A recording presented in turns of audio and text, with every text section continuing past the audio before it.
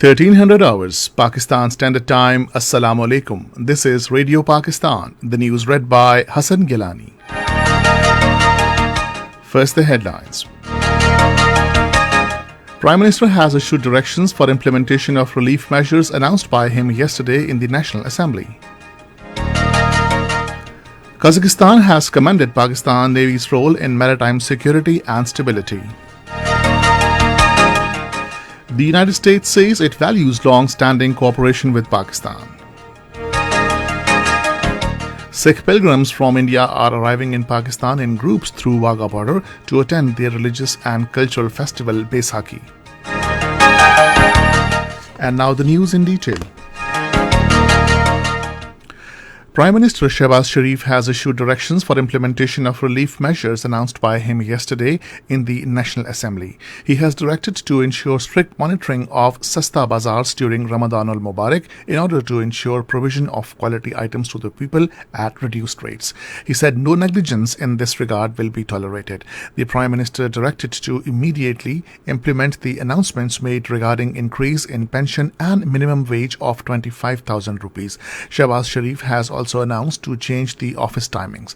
The office timings will now open at 8 a.m. instead of 10 a.m. The Prime Minister has also abolished 2 weekly off days. There will be only 1 weekly off day in the government offices.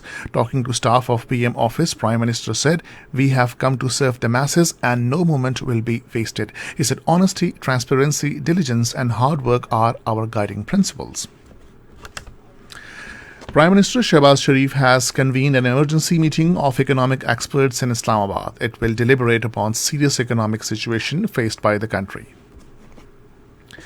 Senior leader of Pakistan Muslim League Nawaz Shahid Khaqan Abbasi says present government will make efforts to improve economic conditions of the country.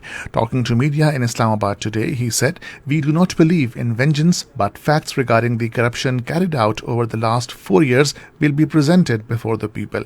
He said, "We have always practiced the politics of dignity." First Deputy Defence Minister and Chief of General Staff of Armed Forces of Kazakhstan, Lieutenant General Husinov Marad Rahimovich held a meeting with Naval Chief Muhammad Ajmal Khan Niazi in Islamabad today and discussed defence cooperation and matters of mutual interest. The visiting dignitary commended Pakistan Navy's role for maritime security and stability in the region.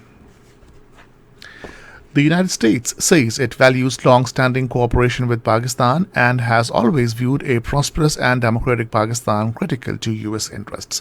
White House Press Secretary Jan Psaki told reporters in Washington that U.S. cooperation with Pakistan remains unchanged regardless of who the leadership is. She said U.S. has a long, strong and abiding relationship with Pakistan, an important security relationship, and that will continue under new leaders. About 2,200 Sikh Yatris will enter Pakistan through Wagah border, Lahore, today to attend the religious and cultural festival Baisakhi. Officials of Evacuee Trust Property Board and members of Pakistan Sikh Gurdwara Prabandhak Committee will receive them. According to the spokesman of ETPB, Amir Hashmi, all arrangements for Sikh Yatris have been completed. He said that after reaching Lahore, the pilgrims will go to Hassan Abdal by train and coaches, where the main function of Baisakhi Mela will be held on Thursday. They will leave Pakistan for India on 21st of this month. Palestinian Prime Minister Mohammad Ishtai has rejected Israeli court's decision on Palestinian Authority as a supporter of terrorism. Chairing a meeting of cabinet in Ramallah, Ishtai said the verdict is unacceptable, illegal and illegitimate. Meanwhile, Palestinian leaders have called on the international judicial system and legal and human rights institution to take immediate action to end this Israeli judicial extremism. The European Union has reopened its diplomatic service in Ukrainian capital Kyiv after it was temporarily moved to Poland following Russia's invasion of Ukraine. Announcing the resumption of service on Twitter, the EU delegation in Ukraine shared picture of EU flag hosted in front of the EU office in Kyiv. Meanwhile, after a meeting with the Russian President Vladimir Putin, Austria's Chancellor Karl Nehammer said he is rather pessimistic about the prospects for diplomacy ending the Ukraine conflict. He said peace talks are always very time-intensive and stressed urgent need for humanitarian corridors. In Philippines, 25 people have been killed and thousands others displaced after landslides and floods triggered by Tropical Storm Maggie in the country.